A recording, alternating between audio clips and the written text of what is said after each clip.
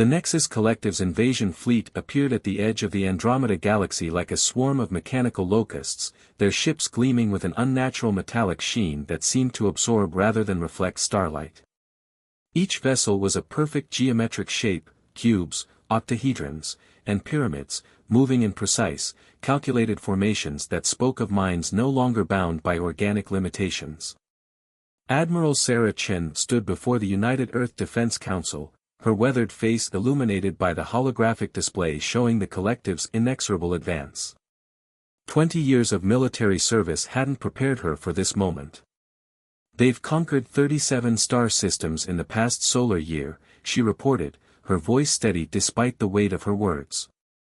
No organic civilization has successfully resisted their assimilation protocols.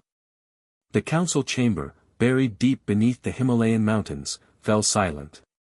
Humanity had only discovered faster-than-light travel 5 years ago, and in that time, they'd kept their presence hidden from the larger galactic community.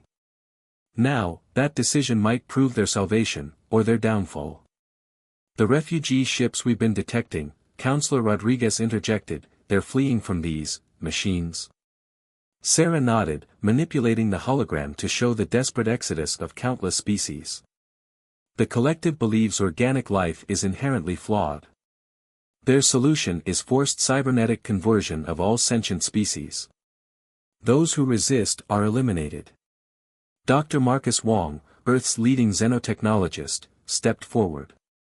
His research team had been studying the scattered pieces of alien technology that had drifted into their solar system. We've analyzed debris from their battles. The Collective strength is their perfect unity, each ship, each drone, connected through quantum entanglement.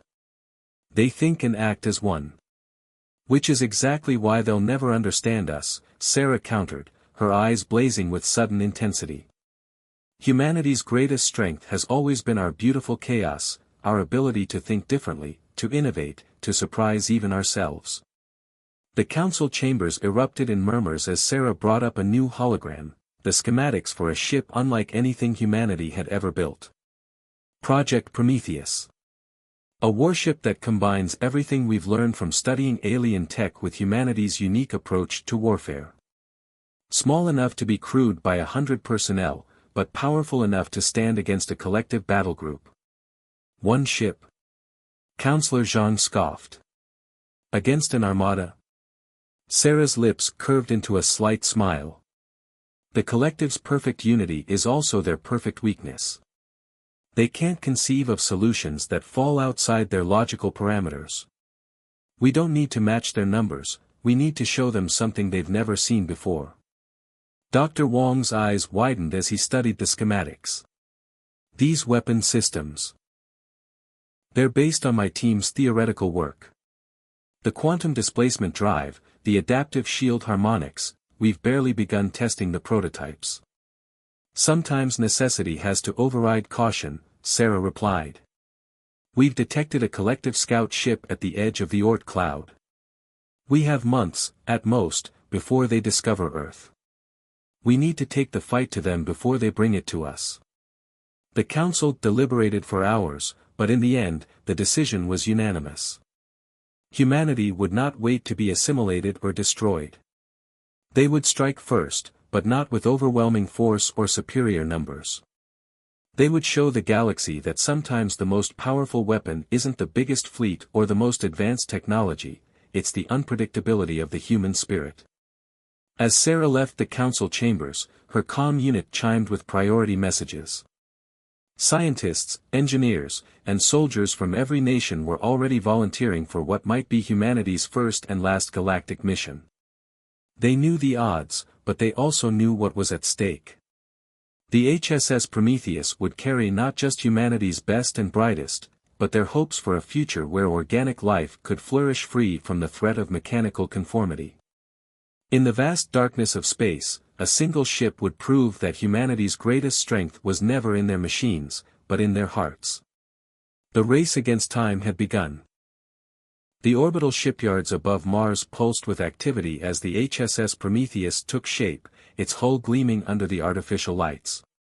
Unlike the sterile geometric perfection of collective vessels, the Prometheus embraced organic curves and asymmetrical design elements that made it look almost alive. Dr. Maya Patel, lead engineer of the project, stood in the observation deck, her dark eyes reflecting the spectacular light show of construction drones weaving quantum-reinforced titanium into the ship's skeleton. "Beautiful, isn't it?" a voice said behind her. Maya turned to find Admiral Chen approaching, accompanied by a tall man whose military bearing was offset by the slight limp in his stride. "Maya, meet Captain David Okoro, the one I've chosen to command the Prometheus." Maya studied the captain with professional interest. His service record spoke of unconventional tactical decisions that had saved lives during the resource wars. More importantly, psychological profiles suggested he possessed the rare ability to think laterally under extreme pressure, exactly what they needed against the collective. "Your ship is unlike anything we've ever built," Maya explained, bringing up a holographic cross-section. "We've incorporated 3 technologies that technically shouldn't work together: quantum displacement drive, neural interface systems, and what we're calling chaos theory engines." David raised an eyebrow. "Chaos theory engines?" "The collective strength is predictability, every action calculated to mathematical perfection. These engines deliberately introduce controlled uncertainty into our movement patterns. In simple terms, even we won't know exactly how the ship will react in combat situations." "You're telling me the ship will partially fly itself?" David's voice held a mix of skepticism and intrigue. Maya smiled. "Think of it as a dance partner. You lead, but it has its own rhythm. The neural interface will let you feel the ship's movements intuitively, becoming an extension of your own body." As they spoke, a group of potential crew members was arriving at the station. The selection process had been controversial. Instead of choosing only the highest-ranked or most experienced personnel, they had sought out individuals who had demonstrated exceptional adaptability and creative problem-solving. Dr. Yuki Tanaka, their xenobiologist, had once survived 3 weeks on a disabled research station by reprogramming maintenance robots to synthesize food. Lieutenant Maria Santos, their tactical officer, was famous for winning war games by implementing strategies from ancient board games. Chief Engineer Omar Hassan had built his first fusion reactor at age 15 using scavenged parts and theoretical physics he'd learned from online courses. "Our greatest advantage," Admiral Chen explained as they watched the crew candidates arrive, "is that the collective sees organic life as inefficient, messy, and illogical." "They're right, and that's exactly why we're going to win." Over the next weeks, the crew selection process resembled more of a creative think tank than military training. Candidates were presented with impossible scenarios and judged not on whether they succeeded, but on how innovatively they failed. Those who could laugh in the face of failure, learn from it, and immediately try a different approach were the ones who made the cut. The Prometheus itself was coming alive. Its quantum core, a sphere of swirling energy that seemed to defy the laws of physics, powered systems that blurred the line between technology and art. The ship's medical bay could reconstruct injured tissue using the patient's own memories of their healthy state. The weapon systems included probability torpedoes that existed in multiple quantum states until impact. Captain Okoro spent hours in the neural interface simulator, learning to feel every vibration, every power fluctuation as if the ship were his own nervous system. During one session, he discovered that humming old Earth songs actually helped stabilize the chaos theory engines, a fact that delighted the engineers and confused the AI advisors. The night before the final systems check, Maya found herself alone in the ship's central corridor. She placed her hand against the wall, feeling the subtle pulse of power flowing through the quantum-enhanced structure. "You're not perfect," she whispered to the ship, "and that's exactly what we need you to be." A month later, as the crew took their stations for the first time, Captain Okoro's voice echoed through the ship, "We're not just carrying weapons and shields. We're carrying the hopes of every species that believes life is more than just equations and efficiency. We're carrying the human spirit, messy, unpredictable, and absolutely unstoppable." The HSS Prometheus detached from the orbital yard, its quantum drive humming with possibilities. As they prepared for their first jump, Admiral Chen's final transmission reached them. Remember, your mission isn't just to fight the collective. It's to show the galaxy that imperfection, imagination, and the courage to embrace uncertainty are the greatest strengths we possess. The ship disappeared in a flash of quantum displacement, leaving behind a solar system that held its breath in anticipation. Humanity had placed its hopes in a single ship and a crew chosen not for their perfection, but for their ability to turn chaos into opportunity. The real test was about to begin. The HSS Prometheus emerged from quantum displacement into a scene of devastation. The Rigel 7 system's outer asteroid belt had become a graveyard of civilian ships, their broken hulls testament to the collective's ruthless advance. Captain Okoro felt each piece of debris through the neural interface as if they were wounds on his own body. Multiple signals detected, Lieutenant Santos reported, her hands dancing over the tactical display. We've got 8 refugee ships making a run for the system's edge. 3 collective pursuers, Pyramid-class hunter-killers. The hunter-killers were closing fast, their angular forms cutting through space with mechanical precision. Through the quantum-enhanced sensors, the crew could see the horrifying efficiency of their approach, each ship moving in perfect coordination, their formation an unsettling geometric pattern designed to maximize firing solutions. They haven't detected us yet, Chief Engineer Hassan noted. The chaos field is working, we're registering as background radiation on their sensors. Captain Okoro closed his eyes, feeling the ship's systems through the neural interface. The chaos theory engines were suggesting multiple possible actions, each with its own probability of success. But something else caught his attention, a subtle resonance pattern in the asteroid field.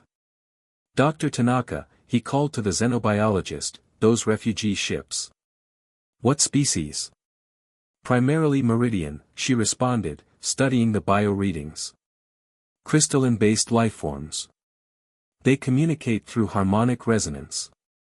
A plan formed in Okoro's mind, wild and completely illogical, exactly what they needed.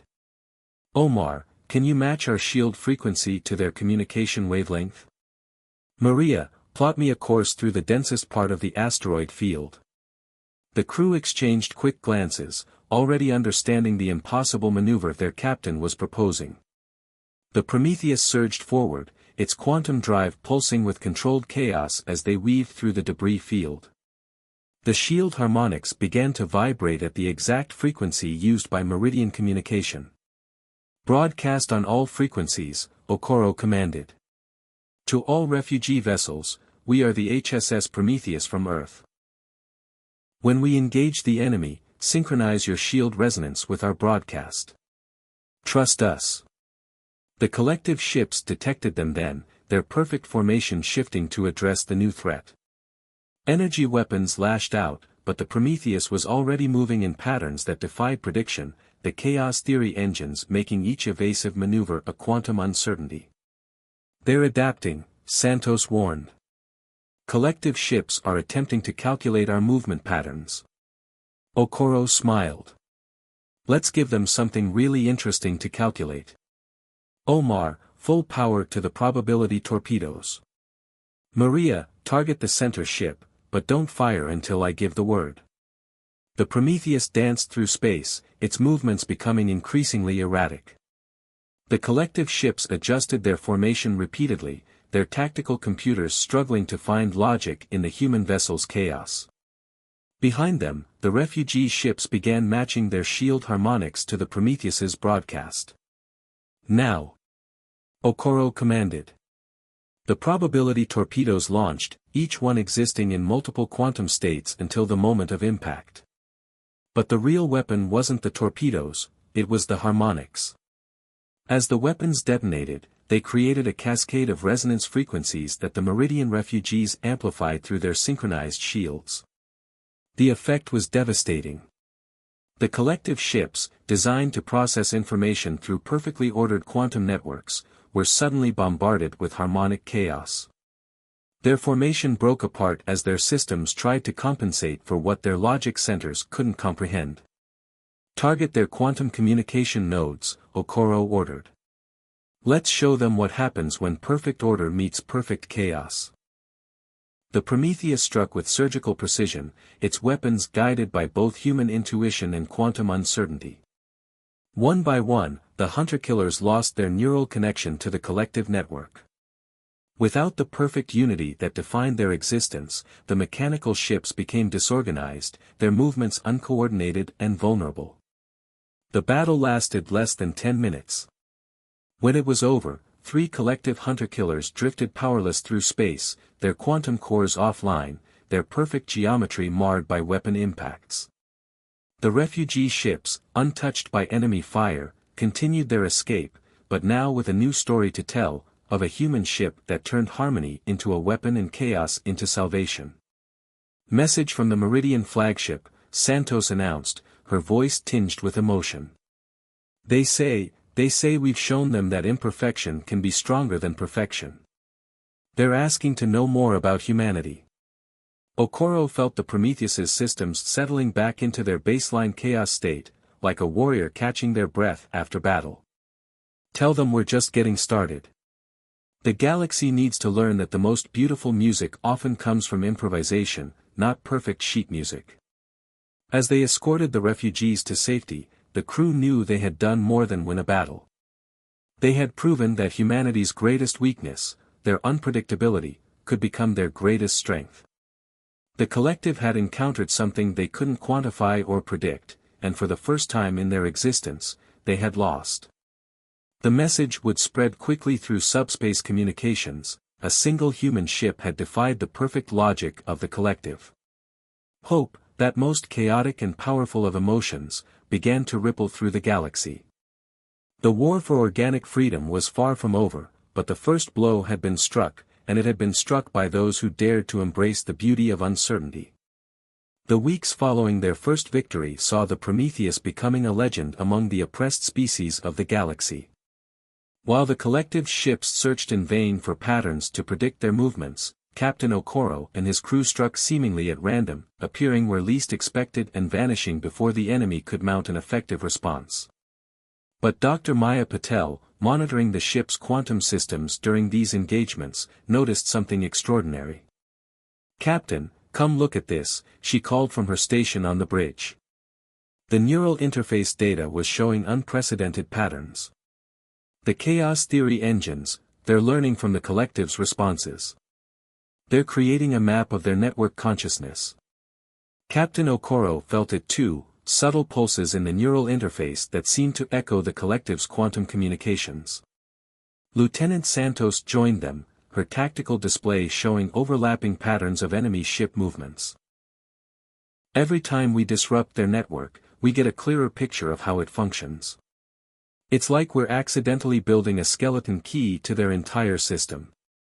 Dr. Tanaka, who had been studying the biological components of captured collective technology, added her own discovery. Their neural network isn't purely mechanical. They've preserved organic elements from every species they've assimilated.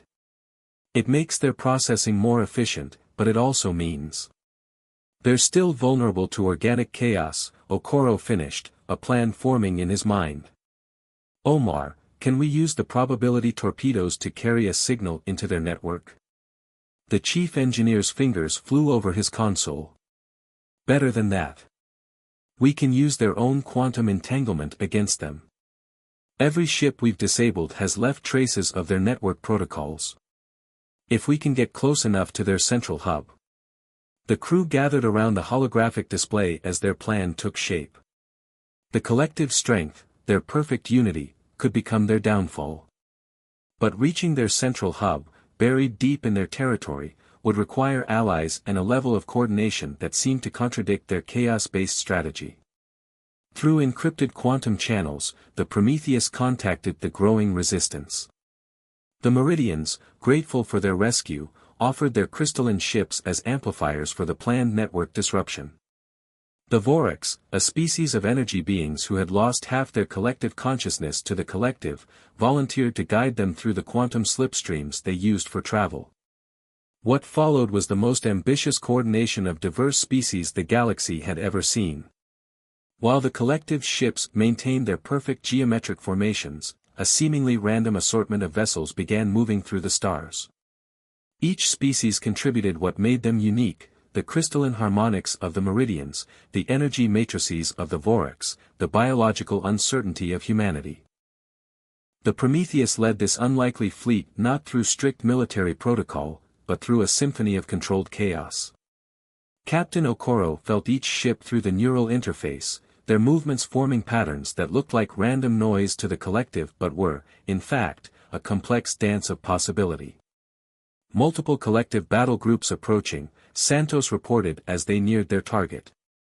The central hub of the collective's network loomed before them, a massive dodecahedron that pulsed with quantum energy. "Now we show them true unity," Okoro commanded. "Not through perfection, but through harmony of difference. Execute Operation Pandemonium." The Allied fleet broke apart in what seemed like panic, each ship moving independently and erratically. The collective ships moved to intercept, their formations adjusting with mathematical precision. But this was exactly what the Alliance had planned. The Prometheus unleashed its probability torpedoes, each one carrying a quantum signature that mimicked organic neural patterns. The Meridian ships amplified these signatures through their crystalline structures, while the Vorax used their energy forms to weave these chaotic patterns into the very fabric of space around the central hub. "Their network is trying to compensate," Maya reported, watching the quantum readings spike. "They're attempting to impose order on the chaos, but it's forcing them to process too many possibilities at once." The effect cascaded through the collective's entire network. Ships began moving erratically as their perfect unity fractured under the strain of processing infinite possibilities. The central hub, attempting to maintain control, was forced to accept more and more chaotic data into its quantum consciousness. "They're experiencing imagination," Dr. Tanaka realized, her voice filled with wonder. "We're forcing them to consider every possibility, every uncertainty, everything they've been programmed to reject." The massive hub's geometric surface began to ripple as its quantum core struggled to maintain cohesion. Throughout the galaxy, collective ships stopped in their tracks as their network consciousness experienced something entirely new: doubt. Captain Okoro felt the moment through the neural interface when the collective's perfect order shattered. Their quantum network, designed for mathematical precision, was overwhelmed by the beautiful chaos of organic thought. Ships began breaking formation, their movements becoming individualistic for the first time since their creation.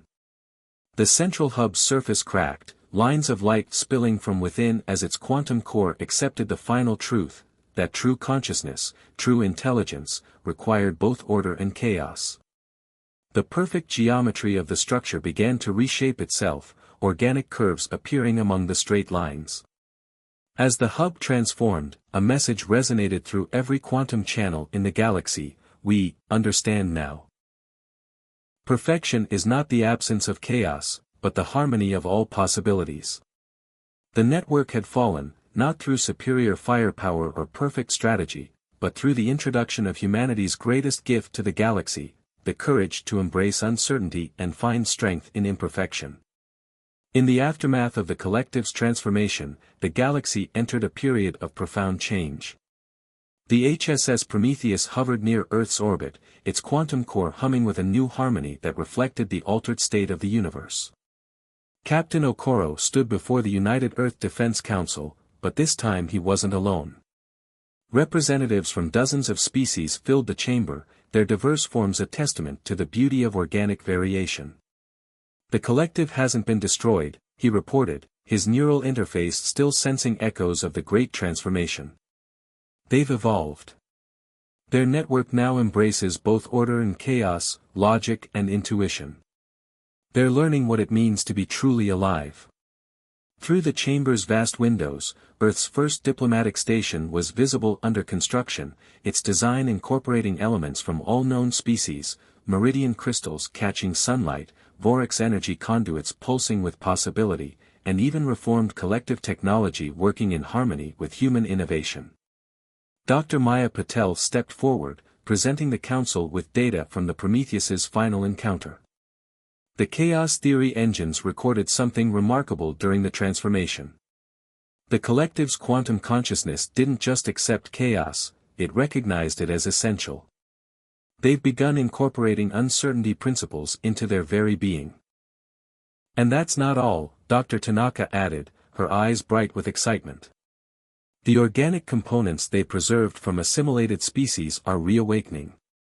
Some collective units are choosing to restore their original organic forms, while others are creating entirely new hybridizations of mechanical and biological systems. The council chamber buzzed with discussion as delegates from various species shared their experiences.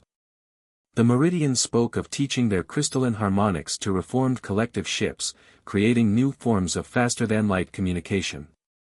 The Vorax described how their energy-based consciousness was helping bridge the gap between organic thought and quantum computing. Lieutenant Santos, who had been analyzing tactical data from across the galaxy, brought up a holographic display showing the changed patterns of space traffic. The rigid geometric formations are gone. Look at how ships move now, there's mathematics in their paths, yes, but also art. They're dancing through the stars. Chief Engineer Hassan had been working with reformed collective engineers to understand their new perspective. They've started asking questions they never considered before, he reported.